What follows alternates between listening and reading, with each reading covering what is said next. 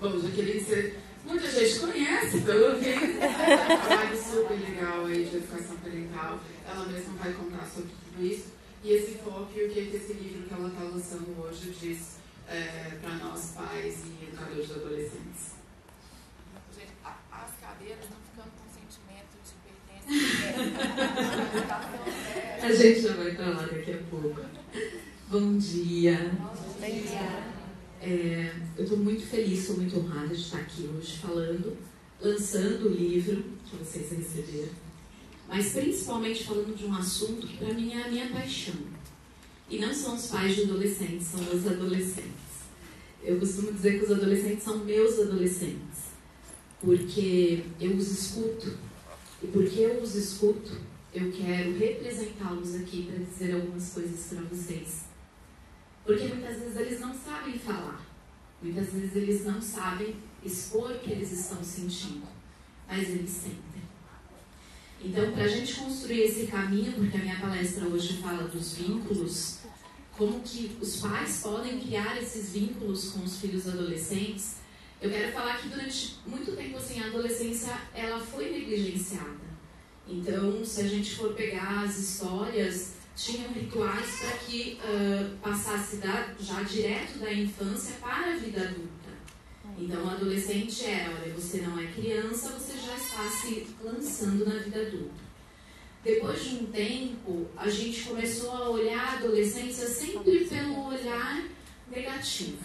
Então, criaram-se mitos que o adolescente é um aborrecente, que é uma fase, vai passar, deixa ele lá trancado no quarto mesmo, que daqui a pouco isso passa e sai. De que, o meu filho que não quer a minha presença, então se ele não quer, eu me afasto e deixo ele viver. Só que eu tenho visto, e por isso que eu estou muito, muito feliz de olhar assim, esse auditório de verdade, porque eu tenho visto agora um novo movimento. Um movimento de pais que de fato estão percebendo que é preciso recriar a forma que a gente enxerga a adolescência, se nós quisermos salvar os nossos adolescentes. Porque a adolescência, ela é a fase do grito. Ela é a fase do grito, gente. Só que hoje o nosso grito, ele não está sendo mais igual foi lá nos anos 60, que era sexo, drogas e rock and roll, vamos fazer, ou como nos anos 70, paz e amor. O grito hoje do nosso adolescente tem vindo para mim e para vários profissionais parentais que inclusive estão aqui, como um grito de dor. Um grito de eu não estou sabendo qual é o meu lugar nesta sociedade, qual é o meu valor nessa sociedade. Porque se antes a gente tinha os rituais de passagem, hoje o ritual do adolescente virou vestibular. Então eu só tenho valor se eu passar numa boa faculdade, se eu passar no vestibular. E eu tenho visto nas escolas, trabalho com educação vocacional, eu tenho visto muitos adolescentes que só enxergam o seu valor se eles passarem numa faculdade. E eles passam os 3 anos do ensino médio com um único objetivo: eu preciso estudar para passar numa faculdade, aí sim eu serei amado. E a gente precisa fazer esse movimento do amor. E é disso que eu quero falar para vocês, porque por um outro lado também, eu enxergo que na adolescência não são só os adolescentes que gritam. Os pais também gritam. Eu vejo pais assim, muito sufocados na vergonha, naquele medo de, meu Deus, será que vai dar tempo? Será que ainda dá tempo de eu fazer alguma coisa? Porque quando o nosso filho é pequenininho, a gente tem uma expectativa. Toda mãe e todo pai tem um filho idealizado dentro de si. Então a gente vai idealizando. Quando o meu filho crescer, ele vai virar tal coisa. E vai ser a pessoa mais educada do mundo, gente. Ele vai falar com as pessoas, ele vai sorrir para as pessoas, ele vai ser um bom aluno, ele vai se vestir de uma forma super bacana para o meu conceito. E aí, quando o filho vira adolescente, eu olho para ele e falo, nossa,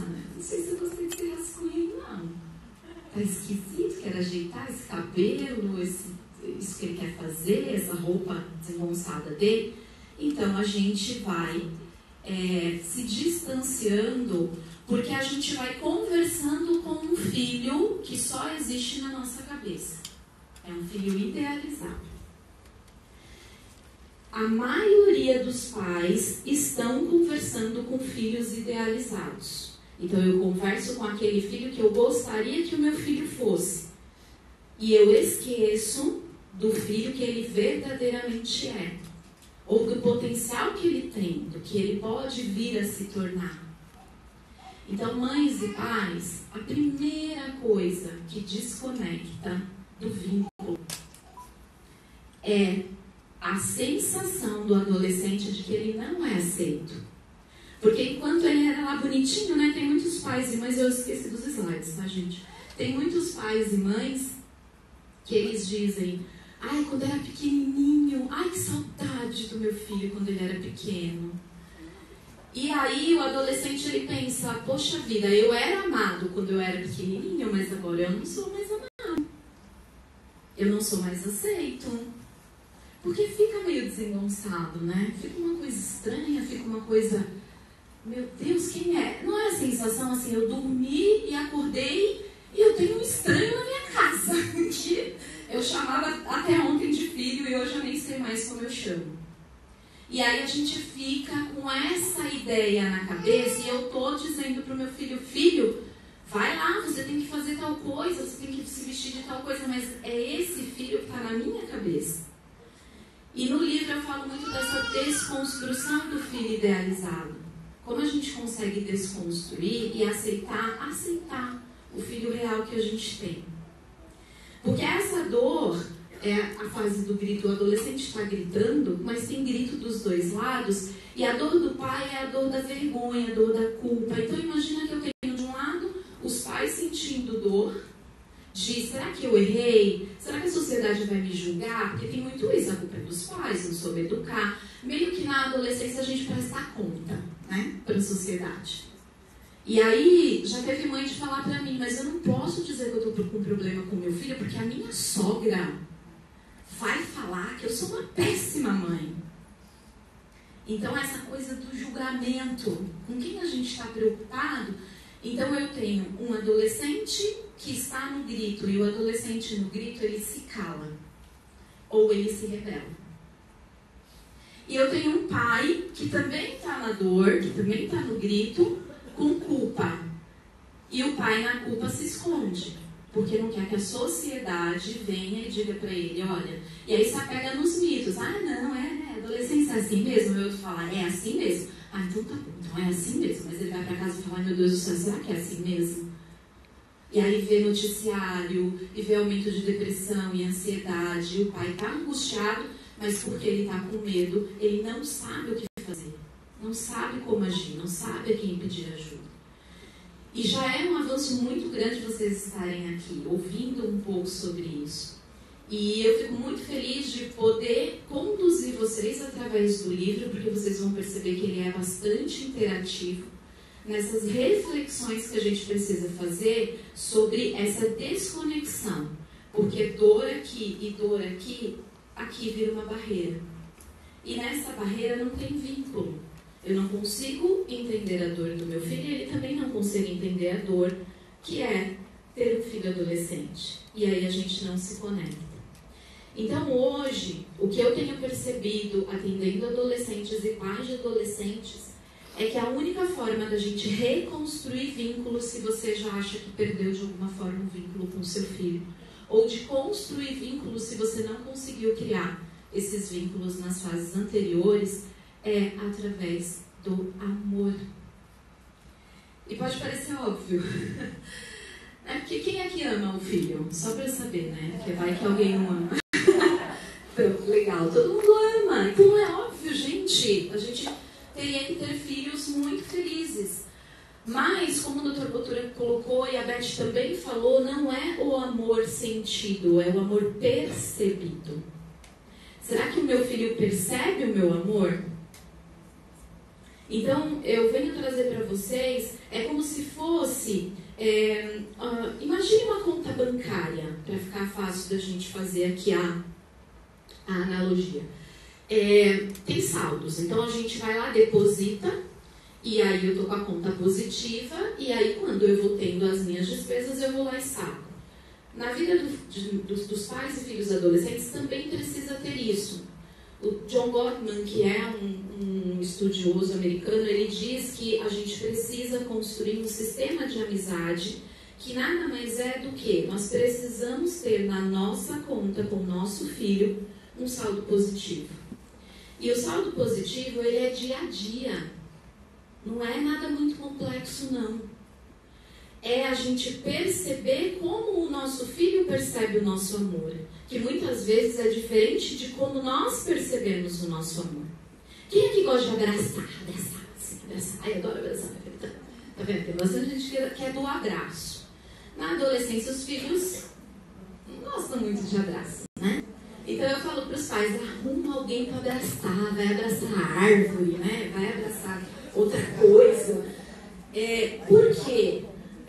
Porque o adolescente, sim, ele se afasta um pouco, mas se ele foi uma criança que gostava de abraço, ele gosta de toque físico. Então eu vou perceber isso e vou pensar, bom, eu posso dar o toque físico para ele de uma outra forma, às vezes uma massagem no ombro, às vezes um toque, só um toquinho assim, ai, valeu, filhão. Então, eu faço, mas eu respeito, porque tem essa questão de respeite a minha privacidade, respeite a minha liberdade. Agora, se era uma criança que quando se abraçava já fazia assim, na adolescência então vai fazer, aí você percebe o seguinte, a minha forma de amor é abraçar, mas do meu filho não é. E quando eu abraço ele demais, e para mim tá óbvio que é porque eu o amo, ele não tá sentindo esse amor. Por exemplo, a minha mãe não mora perto de mim, mas quando ela vai lá em casa, ela arruma meu guarda-roupa. Adoro. A minha mãe não diz eu te amo, mas ela arruma meu guarda-roupa. E ela tá dizendo pra mim, eu te amo, arrumando meu guarda-roupa. Mas o filho adolescente, eu hoje, adulta, entendo o que ela está dizendo pra mim. Quando ela faz um bolo, quando ela faz a minha comida preferida, filha, eu te amo. Mas o filho adolescente não vai saber disso. Então a gente está nessa era de, até por conta da segurança, a mãe leva, a mãe busca da escola, e aí eu vou levar para o inglês, e aí eu vou levar para o judô, para natação, para não sei aonde. É óbvio que o meu filho sabe que eu amo ele, porque olha só o que eu faço por ele, eu corro o dia inteirinho. Não é óbvio.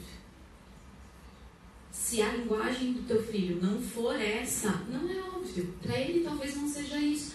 Para ele está olhando, para ele seria muito mais vantajoso, muito mais perceptível o seu amor se você chegasse e falasse, puxa, que bacana, hoje você acabou de tirar o seu copo da mesa e levou para a cozinha. São nas pequenas coisas. Ou, puxa, parabéns, porque você segurou a porta do elevador para a vizinha entrar, ou qualquer outra coisa que seja pequena, porque são nos pequenos gestos que a gente vai encher o potinho do nosso filho, não é só no grande. Porque aí quando a gente tiver que sacar, que é aquela bronca, que é aquele não, que é aquela... que pai e mãe tem que fazer isso também é amor, mas a gente está com um saldo positivo na conta, então a gente consegue fazer. Mas na adolescência o que acontece muito é que quando a gente vê aquele homão, aquela moçona, e eles estão falando pra gente de igual para igual, fica difícil da gente perceber que eles ainda não cresceram, ainda não são adultos, ainda não estão com o cérebro amadurecido. Então a gente trata, na hora da raiva, a gente trata de igual para igual. E a gente quer cobrar. Então você não fez, você não arrumou seu quarto, você não faz isso, você não tira boas notas, a gente está cobrando por amor, mas entendem que esse amor não é percebido? Ele não é percebido. Porque para o adolescente, ele está pensando, poxa vida, como a Beth mesmo diz, eu só sou amado se eu fizer tudo direitinho. Então o amor, ele, embora seja uma coisa sentida por todos os pais, ele tem diferentes formas da gente sentir. Até em marido e mulher também, às vezes a gente é mais do abraço e fala, ai meu marido, caramba, não me abraça, não... E ele fala, pô, mas é óbvio que eu te amo. Mas às vezes não é a forma dele, às vezes é o falar. às vezes é o demonstrar, é o estar fazendo coisas, dando coisas. Então a gente tem formas diferentes de demonstrar amor e a gente não se liga nisso. A gente quer que todo mundo tenha a mesma forma de dar e sentir amor. Então é muito importante a gente ir para a construção do vínculo olhando essa balança do amor. Então, no dia a dia, pequenos gestos. Tinha um pai que ele não via o seu filho de manhã. Então, o que ele começou a fazer? Como ele saía muito cedo, chegava muito tarde, ele saía, o filho estava dormindo, ele voltava, o filho estava dormindo. E aí ele teve a ideia de pegar um barbantinho e todos os dias ele dava um nozinho no barbante e deixava na cabeceira da cama do filho dele. Quando o filho dele acordava, o filho dele sabia que ele tinha passado lá, porque tinha um nozinho no barbante. Então são formas da gente dizer para os nossos filhos: eu me importo com você. Com você. Porque o amor, ele precisa ser protegido. E isso que a gente confunde muito do nosso conceito de amor incondicional e amor condicional, mas a gente não protege. Então a gente mistura tudo. O filho faz alguma coisa errada, a gente vai pro e não para o estar. Então você é um irresponsável, você é... E aí ele vai acreditando que ele é. Quando na verdade o comportamento dele, você precisa ajudá-lo a ver, a fazer boas escolhas. Mas ele nunca pode entender que o seu amor está condicionado a alguma coisa. Porque isso é não aceitação. Teve uma cliente minha que ela escreveu no Facebook e ela estava contando que os pais falavam muito para ela: você é uma pessoa muito difícil de lidar. E ela entendia: você é uma pessoa muito difícil de se amar. Então, muitas vezes a gente vai fazendo isso sem perceber, sem ter essa consciência de que a gente precisa preservar o amor. Ele está atrás. Porque a gente pode dizer: é por amor que eu não vou deixar você fazer isso que você está fazendo. É por amor que eu estou te dizendo não. Mas isso precisa ser dito. E não só ser dito, porque às vezes a gente aprende isso e a gente vai lá: agora eu vou falar que eu amo meu filho. Eu começo a falar que eu amo meu filho e você fala: não está adiantando nada. Eu estou abraçando ele, agora eu estou velosa com ele, não adiantou nada. Às vezes não é a forma dele perceber o amor. Então a gente tem algumas formas, isso está no livro também. A gente tem algumas formas, não vai dar para vocês lerem aí, mas tem. A gente pode demonstrar o nosso amor através de palavras de afirmação. Então, através de reforço positivo. A minha filha é muito de reforço positivo. A gente pode falar através de presentes, e aí também o excesso é ruim. Hoje a gente está demonstrando muito amor assim, mas será que isso é uma percepção de amor? E tem pai que fala: nossa, mas meu filho tem tudo, é tudo mimimi, esses jovens têm tudo hoje em dia e não dão valor para nada. Mas se ele não estiver percebendo, vai para aquilo que o Dr. Butura falou, que é: se eu tenho tudo, o que eu vou conquistar? Qual é o sentido que eu vou dar para a minha vida se eu não preciso me esforçar para conquistar absolutamente nada nela? Fica vazio. Então, o demais também é. Então, se eu sou do toque e o meu filho é da palavra, tem uma amiga minha que ela combinou com o filho dela adolescente. Falou assim: olha, 2 abraços por semana, mais longuinhos. Aqueles abraços de 2 minutos, por favor, porque senão eu não aguento. E aí, tá bom, mãe. Então, é meio isso. Combine isso com os filhos de vocês. Olha, eu preciso, vai, pelo menos um abracinho por semana para fazer mamãe feliz, né? E aí, a gente vai tendo esses combinados. Mas assim, como é que meu filho percebe amor? Como é que eu percebo amor? É quando eu faço? É quando eu abraço? É quando eu dou presente? Como é que eu posso, às vezes, fazer um mix de tudo isso? Servir? Como é que eu posso fazer um mix de tudo isso para que, de fato, o meu filho sinta que ele, aconteça o que acontecer... Ele pode errar, e adolescentes vão errar, porque adolescentes, eles não têm ainda o cérebro realmente desenvolvido. Os adolescentes, eles estão na fase de descobrir um mundo além dos pais. Então, eles precisam experimentar. e eles vão errar. Mas eles precisam ter a certeza de que aconteça o que acontecer, eu tenho o amor dos meus pais, eu tenho para onde voltar. Porque quando a gente perde isso, como a gente precisa pertencer, se a gente sente que a gente não está pertencendo à nossa família, a gente vai procurar um outro grupo para pertencer. Eu vou procurar uma outra pessoa que me diga, olha, você é importante. E se essa pessoa ainda pega naquele ponto da demonstração de amor que ele precisa, do tipo de amor que ele sente, você perde. Então, é a gente voltar o olhar para essa adolescência, para entender que a adolescência é um terreno muito fértil. Ele é tão fértil que o que você plantar vai dar. Então, nosso papel enquanto pai, enquanto mãe, até enquanto educadores, que a gente tem bastante aqui, é esse olhar. Porque o adolescente ele precisa ser escutado.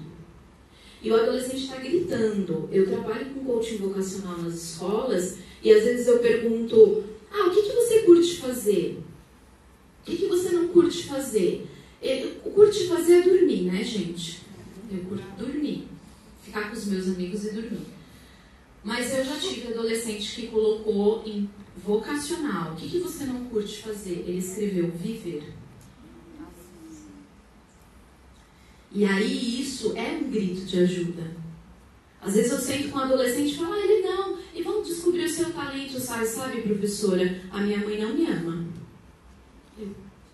Eu paro e falo, oi? Vamos conversar então sobre isso?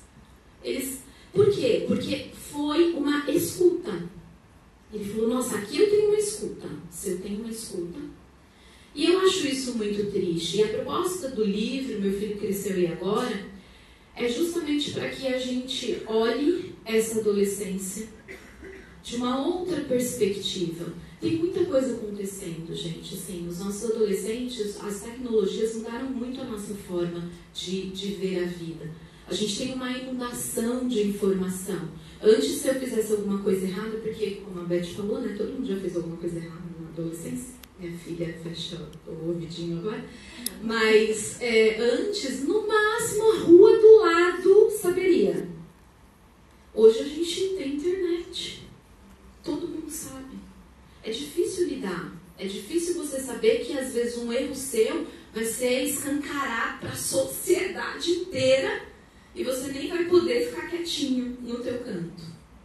Hoje a gente tem profissão que a gente não sabe se daqui a 4 anos, quando o adolescente se formar, vai estar boa, se vai estar ruim. Antes a gente tinha uma estabilidade. Hoje a gente não quer só um profissional, a gente quer uma pessoa que tenha competências socioemocionais e resiliência e afins. Então é muito importante a gente entender que a época é outra, que o movimento é outra. E eu estou bem feliz de estar participando desse movimento com vocês. Eu quero falar, assim, às vezes falar fica difícil a gente entender quanto vocês podem, enquanto pais de adolescentes, causar essa transformação. Então eu quero contar uma história, que é a história da Cátia e da Beatriz. A Beatriz, ela chegou para mim para fazer coaching vocacional. Ela queria fazer nutrição, a mãe dela não queria que ela fizesse nutrição. Então a mãe dela veio, num primeiro momento, querendo que eu convencesse a Beatriz